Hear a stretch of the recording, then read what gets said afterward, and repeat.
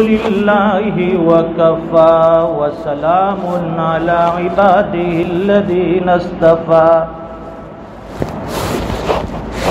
خصوصا على أفضلهم وخاتم النبيين محمد الأمين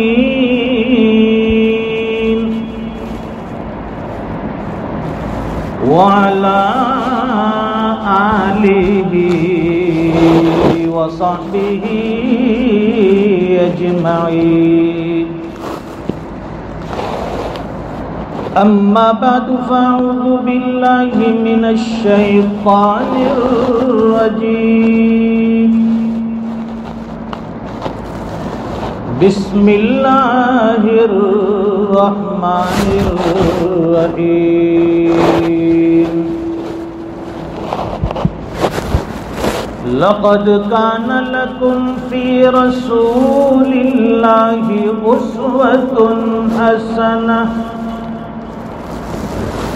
لمن كان يرجو الله واليوم الآخر وذكر الله كثيرا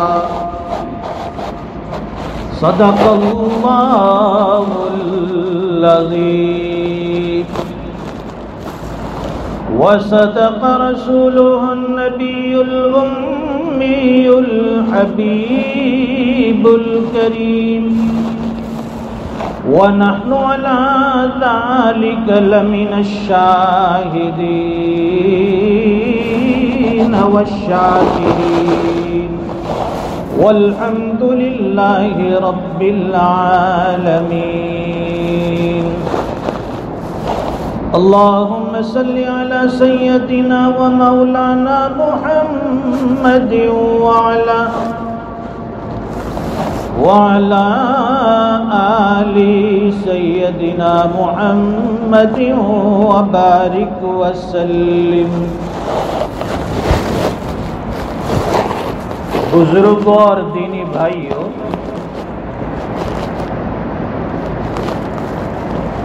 اللہ تعالیٰ نے یہ دین بڑا آسان کر کے ہم تک پہنچایا ہے.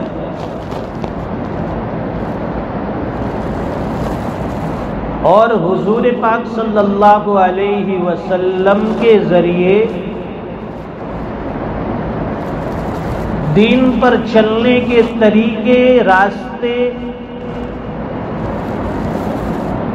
دین پر چلنے کے اصول و ضوابط حق تعالی شانہ نے ہم تک پہنچائے. بہت سی دین کی باتیں قرآن کریم میں اللہ تعالیٰ نے نازل فرمائی، اور جن چیزوں کا سمجھنا براہ راست قرآن کریم کے ذریعے امت کے لیے مشکل تھا، وہ ساری چیزیں حضور پاک صلی اللہ علیہ وسلم کی حدیث طیبہ، آپ کی احادیث مبارکہ اور آپ کی لسان مبارک کے ذریعے ان چیزوں کو واضح فرمائے. تبیانا لکل شیء، قرآن کریم میں اللہ فرماتے ہیں کہ ہر چیز کو حق تعالی شانہ نے کھول کھول کر بیان کیا. اب انسان کی جیسی سمجھ ہوتی ہے، کوئی آدمی ہوتا ہے مشکل بات بھی آسانی سے سمجھ جاتا ہے، اور کسی آدمی کا دماغی ٹیمپریچر، دماغی حالت ایسی ہوتی ہے وہ متوسط درجے کا، وہ درمیانی بات سمجھتا ہے، اسے مشکل بات سمجھ میں نہیں آتی. اور بعض بندے ایسے ہوتے ہیں جسے آسان بات بھی سمجھ میں نہیں آتی. تو حضور پاک صلی اللہ علیہ وسلم کے ذریعے بہت سی ایسی باتیں جو امت کے لیے سمجھنا مشکل تھی، آپ نے اس کی وضاحت فرمائی، آپ نے اس کو امت کے سامنے کھول کر بیان کیا. اور بعض وہ چیزیں جو حضور پاک صلی اللہ علیہ وسلم کے اعمال آپ کی روزمرہ کی زندگی سے ہمیں سمجھ میں آتی ہے اور وہ بھی دین کا حصہ ہے. جیسے کہ حضور پاک صلی اللہ علیہ وسلم کی عادت مبارکہ تھی، آپ کی عادت شریفہ، کھانے سے پہلے ہاتھ دھونا، دسترخوان بچھانا اور کھانے سے پہلے کی دعائیں پڑھنا، کھانے کے بعد کی دعائیں پڑھنا.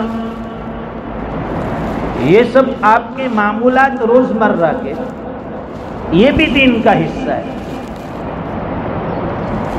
اور بعض چیزیں جو فرائض کے درجے میں ہیں، جو حضور پاک صلی اللہ علیہ وسلم کے ذریعے امت تک پہنچائی، جیسے کہ یہ نمازیں، روزے، زکوٰۃ، بہت سی چیزیں ہیں جو قرآن کریم میں اللہ تعالیٰ نے بیان کی اور امت کے لیے وہ فرض بھی ہے. فرائض کے ساتھ بندہ نوافل اور سنتوں پر جتنا چلے گا اور سنتوں کو جتنا زندگی میں لائے گا، اس کے لیے شریعت پر چلنا اتنا آسان ہو جائے گا، اس کی آخرت بھی آسان بن جائے گی. حکیم الامت مجدد ملت حضرت مولانا اشرف علی تھانوی رحمۃ اللہ علیہ سے کسی نے پوچھا کہ حضرت یہ فرائض کے ساتھ نوافل کیوں ہیں؟ تو فرمایا کہ یہ فرائض جو ہے یہ تو آن ڈیوٹی ہے. اب ہر آدمی یہ تو نہیں کہہ سکتا دعوے کے ساتھ کہ میں نے ڈیوٹی کو بخوبی نبھایا، یہ فرائض میں نے اچھی طرح ادا کیے. ظاہر ہے اس میں کچھ نہ کچھ کمی رہ جاتی ہے، تو اس کمی کو پورا کرنے کے لیے نوافل کو رکھا کہ نوافل کے ذریعے اللہ تعالیٰ فرائض کی کمی کو پورا فرما دیتے ہیں. تو حضور پاک صلی اللہ علیہ وسلم کی سنت کی اتباع کیسی ہونی چاہیے؟ صحابہ کرام کے حالات آپ پڑھیں گے، صحابہ کرام کی زندگیاں دیکھیں گے، ہر صحابی کی یہ چاہت، ہر صحابی کی یہ تمنا، میں حضور کی ہر سنت پر عمل کروں، آپ کے ہر طریقے کو فالو کروں، مان کر چلوں. حضرت عثمان غنی رضی اللہ تعالیٰ عنہ کو حضور پاک صلی اللہ علیہ وسلم نے صلح حدیبیہ کے موقع پر مکہ مکرمہ معاملات طے کرنے کے لیے، مذاکرات کے لیے، مصالحت کے لیے بھیجا تھا. بھائی آپس میں کمپرومائز ہو جائے، کوئی جھگڑا نہ ہو، مصالحت ہو جائے. حضرت عثمان غنی رضی اللہ تعالیٰ عنہ حضور پاک صلی اللہ علیہ وسلم کے حکم سے آپ کے ایلچی بن کر، آپ کے قاصد بن کر مکہ مکرمہ مذاکرات کے لیے پہنچے. وہاں پہنچنے کے بعد اپنے چچا زاد بھائی کے یہاں حضرت عثمان غنی رضی اللہ تعالیٰ عنہ کا قیام رہا، رات وہاں گزاری. جب صبح ہوئی اب ارادہ فرمایا کہ جس کام کے لیے آنا ہوا ہے، حضور نے جس کے لیے بھیجا ہے، اس کام کے لیے اب مجھے جانا چاہیے. مکہ کے سرداروں کے پاس، قریش کے پاس حضور پاک صلی اللہ علیہ وسلم نے مجھے مذاکرات کے لیے بھیجا ہے. تیاری ہو گئی، ناشتے سے فارغ ہوئے، جب چلنے لگے ان کے چچا زاد بھائی نے دیکھا حضرت عثمان غنی رضی اللہ تعالیٰ عنہ کا پائجامہ، آپ کی یہ شلوار یہ پنڈلی تک تھی، ٹخنوں سے اوپر تھی. حضور کی یہ سنت ہے کہ مردوں کی ازار لنگی جو بھی ہو وہ ٹخنوں سے اوپر ہونی چاہیے، یہ گھوٹی جو ہے ہمارے پیر میں اس سے اوپر ہونی چاہیے، یہ سنت ہے. اور اس سے نیچے لٹکانا یہ شریعت میں بالکل جائز نہیں. عورتوں کے لیے نیچے رکھنا ہے، مردوں کے لیے اوپر رکھنا ہے. لیکن آج معاملہ الٹا ہو گیا، مردوں کو اوپر رکھنے کا حکم تھا، وہ نیچے ایسے چلے گئے کہ وہ راستے بھی پتلون سے کپڑے سے صاف ہو رہے. عورتوں کے لیے حکم یہ تھا کہ وہ اپنے کپڑے کو جتنا ہو سکے نیچا رکھے، اپنے بدن کو ڈھانپے. وہ عورتیں اپنا کپڑا اوپر کرتے کرتے دیکھنے والوں کے لیے شرم محسوس ہوتی ہے کہ اس نے کپڑے پہنے بھی ہیں یا نہیں ہیں. حضرت عثمان غنی رضی اللہ تعالیٰ عنہ کا پاجامہ نصف پنڈلی تک تھا. حضور کی سنت پر عمل ہو رہا ہے. چچا زاد بھائی نے دیکھا، کہنے لگے کہ آپ مکہ کے سرداروں کے پاس جا رہے ہیں اور آپ کی ازار جو ہیں یہ ٹخنوں سے اوپر نصف پنڈلی تک ہے، آپ اس کو نیچا کر لے، اس لیے کہ جس کی ازار جتنی نیچی ہوتی ہے اس کی باتوں میں اتنا وزن ہوتا ہے، وہ سردار قسم کا بڑا آدمی سمجھا جاتا ہے۔ حضرت عثمان غنی رضی اللہ تعالیٰ عنہ نے جواب دیا کہ میں نے اپنے محبوب صلی اللہ علیہ وسلم کے لباس کو دیکھا ہے، آپ کے لنگی مبارک کو دیکھا ہے، آپ کے ازار کو دیکھا ہے، آپ کی ازار جو ہے نصف پنڈلی تک ہوتی تھی، اس سے نیچے نہیں ہوتی۔ میں تو حضور کی سنت کا اتباع کر رہا ہوں، آپ کے طریقہ کار کو اپنا رہا ہوں۔ اب یہ مکہ کے سردار اچھا سمجھے یا برا سمجھے، میری عزت کرے یا مجھے ذلیل کرے، مجھے کوئی پرواہ نہیں، میں تو جناب محمد رسول اللہ صلی اللہ علیہ وسلم کی سنت کو ہر حال میں اپناؤں گا اور ہر حال میں اس پر عمل کروں گا۔ دیکھیے مکہ کے سرداروں کے پاس جا رہے ہیں اور جن لوگوں کی نگاہوں میں، نظروں میں ایسا لباس معیوب سمجھا جاتا ہے کہ اتنی اونچی ازار اور تہبند پہن کر جانا یہ ان کی مجلس کے اعتبار سے بددہ اور عیبدار معلوم ہوتا تھا، لیکن حضرت عثمان غنی رضی اللہ تعالیٰ عنہ نے فرمایا کہ مجھے کسی کی کوئی پرواہ نہیں، مجھے کسی کی کوئی پڑی نہیں، وہ لوگ مجھے عزت دے یا ذلیل کرے، مجھے اچھا سمجھے یا برا سمجھے، میں تو اپنے سرکار کی سیرت کی اتباع کر رہا ہوں۔ اور ایک طرف ہمارا حال ہے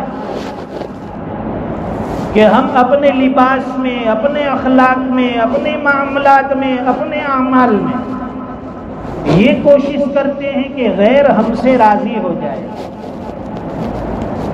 اگر فلاں سنت پر عمل کیا تو فلاں لوگ ناراض ہو جائیں گے، اگر داڑھی رکھی تو لوگ ہمارا مذاق اڑائیں گے، لڑکیاں ہمیں نہیں ملے گی۔ ہمارے بزرگ فرماتے ہیں اللہ والے کہ ہمارا جوان یہ سمجھتا ہے کہ داڑھی رکھنے سے لڑکیاں نہیں ملتی، تو اکثر فرماتے کہ دیکھیے جتنے بھی داڑھی والے آپ کو ملیں گے ماشاءاللہ سب شادی شدہ ہے، سب کو اللہ نے بیویاں دی، اور جن کے چہرے پر داڑھی نہیں ہے وہ ابھی بھٹک رہے ہیں۔ تو معلوم یہ ہوا کہ داڑھی والے کو جلدی ملتی ہے کہ بھائی یہ کوئی ذمہ دار انسان ہے، یہ کوئی مرد نظر آتا ہے۔ تو آج ہمیں ڈر ہے، خوف ہے۔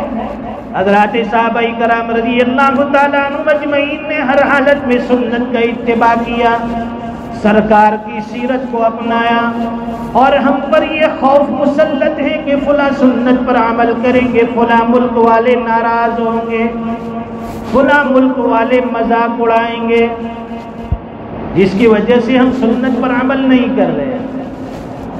اور حضور پاک صلی اللہ علیہ وسلم نے ایک بات فرمائی، ایک زمانہ وہ آنے والا ہے، اس زمانے کے اندر تمہاری تعداد دنیا میں بہت زیادہ ہوگی، بہت بڑی تعداد میں ہوگی۔ جس وقت فرمایا اس وقت کے مقابلے میں اس زمانے میں کثیر تعداد میں دنیا میں مسلمان ہوں گے، لیکن فرماتے ہیں کہ ان کی مثال ایسی ہے، ان کی حیثیت ایسی ہوگی جیسے کہ بہاؤ کے سامنے، سیلاب کے سامنے تنکا ہوتا ہے۔ سیلاب میں تنکے کی جو حیثیت ہے کہ جس طرف بہاؤ ہوتا ہے تنکے بہہ کر چلے جاتے ہیں، تمہارا بھی یہی حال ہوگا، تمہاری کوئی حیثیت نہیں ہوگی، تعداد کثیر ہوگی، تم لوگ زیادہ ہوں گے، لیکن اس کے باوجود دلوں میں خوف ہوگا، دلوں میں خوف مسلط کر دیا جائے گا۔ آج دنیا کے حالات ہمیں یہی بتا رہے ہیں۔ آج آپ اندازہ لگائے پوری دنیا میں 1/3 سے زیادہ مسلمان ہیں، 1/3 کے قریب مسلمان ہیں، اس کے باوجود مسلمان ڈرا ہوا ہے، سہما ہوا ہے، گھبرایا ہے۔ ہمیں ڈر ستا رہا ہے کہ اگر فلاں چیز پر عمل کریں گے لوگ ہمیں یہ کہیں گے، فلاں چیز پر عمل کریں گے تو قانون اجازت نہیں دے گا۔ اسد ملتانی مرحوم نے بڑی اچھی بات کہی، کسی کا آستانہ اونچا ہے اتنا کہ سر جھک کر بھی اونچا ہی رہے گا، اور ہنسے جانے سے جب تک تم ڈرو گے زمانہ تم پہ ہنستا ہی رہے گا۔ ہمیں کسی کے ہنسنے سے ڈرنا نہیں ہے، کسی کے کہنے سے خوف نہیں کرنا ہے۔ ہم جناب محمد رسول اللہ کے مت والے ہیں، آپ کا کلمہ پڑھنے والے ہیں، آپ پر فداکار ہیں، آپ پر جانثار ہیں۔ آپ کے ایک اشارے پر صحابہ کرام زندگی قربان کر دیتے تھے، تو کیا حضور کی ایک سیرت اور سنت کو ہم اپنے اندر اپنا نہیں سکتے؟ نقش قدم نبی کے ہیں جنت کے راستے، اور اللہ سے ملاتے ہیں سنت کے راستے۔ جب زندگی میں سنت آئے گی، حضور پاک صلی اللہ علیہ وسلم کے طریقے پر ہمارا عمل ہوگا، اللہ تعالیٰ اس کی برکت سے جنت کا راستہ آسان فرما دیں گے، شریعت پر چلنا آسان ہوگا، اللہ کی رضا اور خوشنودی آسانی سے مل جائے گی، جنت کا داخلہ آسانی سے مل جائے گا، اللہ تعالیٰ جہنم کی آگ سے نجات کا پروانہ بھی عطا کر دیں گے۔ قرآن کریم کی اس آیت میں اللہ فرماتے ہیں لَقَدْ كَانَ لَكُمْ فِي رَسُولِ اللَّهِ أُسْوَةٌ حَسَنَةٌ، ہم نے تمہارے لیے محمد رسول اللہ صلی اللہ علیہ وسلم کو بہترین نمونہ بنا کر بھیجا، بہترین آئیڈیل بنا کر بھیجا۔ ہمارا کوئی ہیرو نہیں ہو سکتا سوائے محمد رسول اللہ کے، ہمارا کوئی فالوور نہیں سوائے محمد رسول اللہ کے۔ ہم آپ کے طریقے کے مطابق زندگی گزاریں گے، دنیا چاہے کچھ بھی سمجھ لے، دنیا چاہے کچھ بھی کہہ لے، ہمیں اپنے سرکار سے محبت ہے، اور سرکار کی محبت میں ہم اپنی جان تک قربان کر سکتے ہیں۔ ایک سچا ایمان والا ہے، وہ کبھی گستاخی رسول کو برداشت نہیں کر سکتا۔ آئے دن نئے نئے حالات ہیں، جسے جو چاہتا ہے اپنی زبان سے بکواس کرتا ہے۔ یہ حقیقت میں اسلام کے دنیا میں پھیلنے کی وجہ سے جو لوگوں کے دلوں میں بغض اور نفرتیں ہیں، ان نفرتوں کی وجہ سے زبان سے ایسے بے تکے الفاظ نکالتے ہیں اور دشمنی پیدا کرنے والے کلمات کہتے ہیں، حالات کو بگاڑنے کی کوشش کی جا رہی ہے۔ مسلمان ہمیشہ سے اسلام کا فالوور ہے اور شریعت اور سنت پر چلنے والا ہے۔ ہمارا سب سے بڑا قانون مذہب اسلام ہے۔ مذہب اسلام کا ہر قانون دیکھ لیجئے، وہ دنیا کے قانون سے الگ نہیں ہو سکتا۔ ہمیں شریعت وہی سکھائے گی کہ جس جگہ پر رہو اس جگہ کے وفادار بن جاؤ، جس ملک میں رہو اس ملک کے وفادار بن جاؤ، جہاں رہو اپنی دھرتی کا، اپنی جگہ کا، اپنے ملک کا، اپنے وطن کا، اپنے گاؤں کا لحاظ رکھو، اس کی عزت کا خیال رکھو۔ مسلمان ہمیشہ سے اپنی جان کی بازی لگا کر اپنے وطن کی حفاظت کر رہا ہے۔